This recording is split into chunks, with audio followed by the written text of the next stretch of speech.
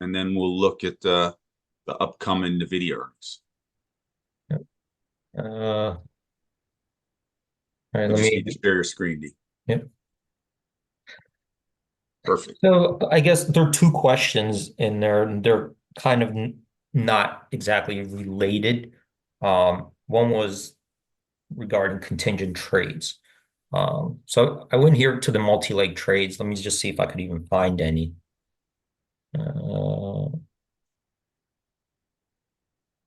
Could be. Let me see if there's one here. Okay. So with with option trades, you could do a single leg trade, call or put. You could do a multi-leg trade where you have two calls, that you need, like you want to buy one, sell one spread, and you could enter it in and they get executed simultaneously. That's the condition. I want to do this spread at this price. So I don't want to do one leg at a time. There's also a stock contingent component, and that allows you to enter an order where you have an option or multiple options, and you need a stock execution all at the same time. So that's usually like where the contingent trade comes from, is that you have like a stock component to the options. Doesn't need to be, stock. I think you could even do maybe an option from a different security, but let's just keep it simplified to a stock component. And that's what it makes it contingent now, that you also want, a certain amount, whatever shares of stock in the whole package to do it at a single price. So you don't want to keep doing, legging into it. So when we look at the contingent trades, and here we're on our multi-leg. So see multi-leg trades. This is our multi-leg trade analyzer. It looks through the trades in the market that are happening in the options, and it compiles the trades, analyzes them, and says, well, give me the multi-leg trades, give me multi-leg trades with contingency, and then piece them together to see what was the most likely strategy here would happen. So in this situation, you could see that from 11:42:09 to 11:49:28, right? There were two trades in this strip strangle tied to stock, and there's 18,000 contracts totally involved. So I'm going to just open this up to show you guys how that looks. Ooh. You know what? Let me see. I think, well, now I have a bug. All right. So I do have a bug here that's not giving me. All right.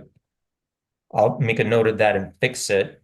Let me see Now, if I can see. if anyone ever has a bug while they're using any tools on the Chameleon, please always email support@MarketChameleon.com, Right. because it is a heavily programmed web So, process, and if anything goes wrong, it's always good to know. so let me do a different one. Here's a calendar call ratio spread tied to stock. Okay. So, and this traded 7,000 contracts. Now, what we see up top is that it involved the September 13th expiration, the 145 strike, that traded at a ratio 2.5 times the other leg, which was October 18th, 145 call. So what we identified is that this appears to be a spread, two different expirations, same strike, but it's a ratio because one side is 2.5 times the contracts the other side. Okay. Plus, there's a stock component tied to the entire thing of 70,000 shares of stock. All right. And if we look down here, this is what it would look like on the trade tape that's reported on the OPRA feed, Option Reporting Authority. So Option Pricing Reporting Authority. So here we see at 242.21, at exactly here, it looks like the same time, there are two options trades. These are September 13th call, October 18th call, both 145 strike, but you could see one of them traded 5,000 contracts, the other traded 2,000 contracts. And here are the prices. This one traded $3.90, this one traded at $6.80 per contract. This is the total notional value of the trades. Okay, one was 1.95 million, one was 1.36. These are the markets at the time of the trade. So the bid of this call, September 13th, was 390. The ask price was 4. The bid of the October 18th was 670. The ask was 680. These are the sides where this traded. So you can see this traded at 390 on its bid. This one traded at 680 on the ask side. So we're just trying to develop a picture of what we think happened here. These are the implied volatilities of each of the trades. This is just the change in the implied volatility from the previous day. This is the delta and the open interest. And then we see this stock contingent. So this stock contingent, you could see tied to both of them, says, okay, there's another component here that's not reported on the OPR feed. So Option Pricing Reporting Authority only reports the option trades, okay? The stock trades, they're reported on the stock exchanges. So it has to trade on the stock exchange. It's not traded on the options exchange. So you got these two different exchanges, and they have their own reporting of transactions.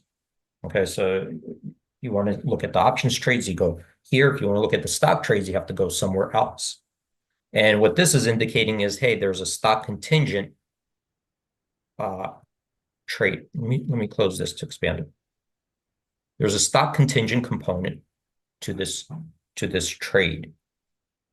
Now, you would have to subscribe to that feed to go to the stock exchange feed, okay? And there's a consolidated for stocks, and find where that contingent trade happened, because the trade would be more contingent. Yeah. We did get a question from Santa. He's asking, depending on, and there's a delay between obviously our live talk and YouTube, but Santa was asking, depending on the execution price, we can determine which leg is long and which leg is short. I guess he's asking, how do you determine which leg is which? Well, you could start making that interpretation, right? Well, what do we think? We don't know the position, right? We don't know anybody's position. We could just try to make an interpretation where, based on the way they traded, right? What do we think the incoming order was doing? Like, what was this order that initiated the transaction? Looks like, that it was looking to buy because it paid the higher end of the market, right? So this is the market where the dealers are willing to, buy and sell along with, all the limited order books. And the next trade, 390, happened at the lower end of the market where the bid is. So the interpretation, without looking at more details, just from the information we have here, is that this spread looks like, 2,000 of it traded, like an incoming buy order versus selling 5,000 incoming sell order at the same time. That's what it appears to be, just from this information. So you could see here, if we just took the market, if we did, 670, $4, 390, 680. Of course, this is on a ratio, then this would be the market, 270, 290. And traded at the 290 low. So again, all we're doing is trying to make an inference from the data we have. So just getting back to the contingency part. And hopefully, if there's a follow-up, if I didn't answer it, will let me know. I will. Yeah. So the contingency part, we'd have to go find where,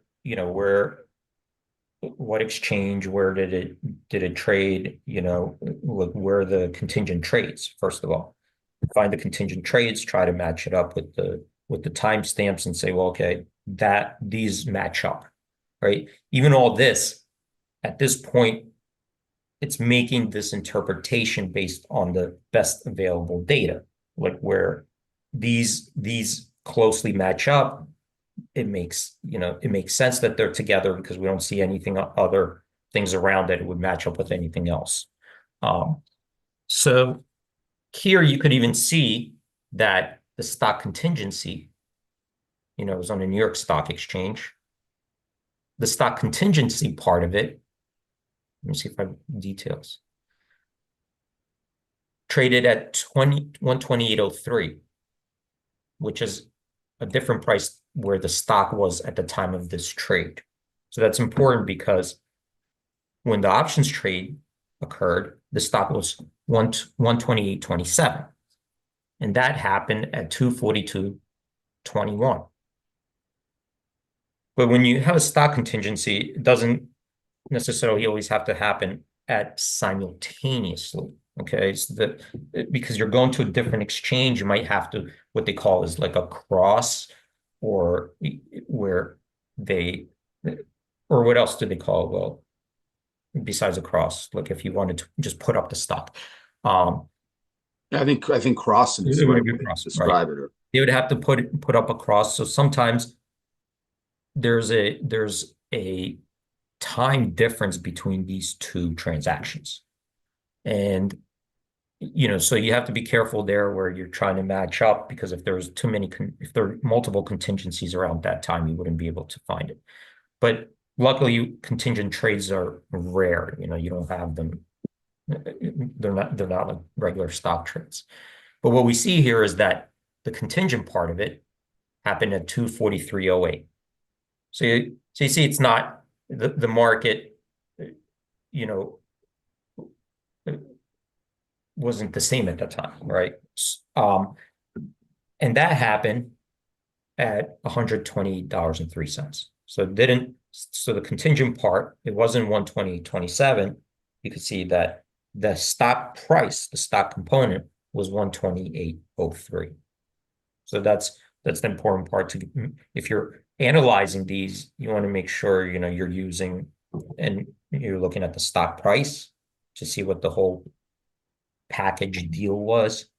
You'd have to reference the actual contingent trade. And so that here it's 128.03. So this would be the whole package. How many shares? 70,000 shares. Okay, so that's the contingency part of it, which is, what is that roughly? Is that right? I'm just trying to look at if that would be delta neutral. Well, I'm just trying to eyeball it, but that would be the contingent part of the trade.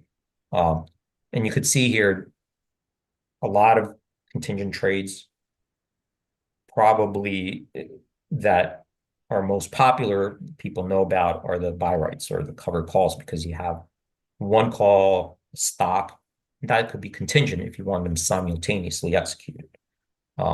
This one actually involved two different calls. So this is a different, it's a spread with a stock component attached to it.